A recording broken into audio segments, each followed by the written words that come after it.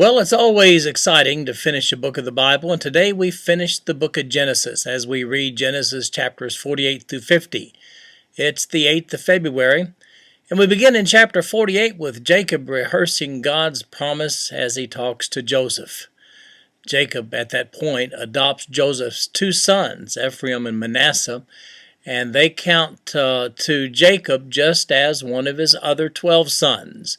And as a matter of fact, we'll look in the book of Exodus and we'll see that Ephraim and Manasseh make up the 12 tribes, with the tribe of Levi being the priestly tribe.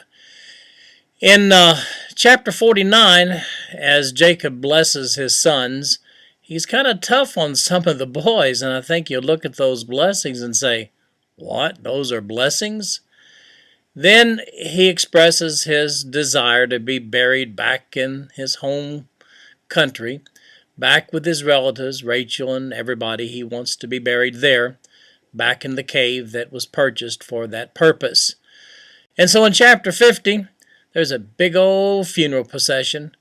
The Egyptians mourn Jacob's death for 70 days, and then they take off back on the 275-mile trip.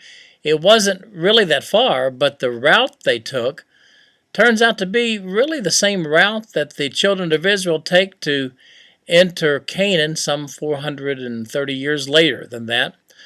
Other boys after Jacob's death, the other brothers, well, they're kind of worried now because they have decided that maybe the only reason Joseph has been good to them is because Dad was still living.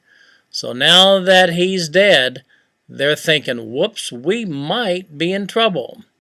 But Joseph comforts the boys and his brothers and lets them know that he loves them and he'll take care of them. And then we find at the end of the book of Exodus that Joseph himself dies at the ripe old age of 110.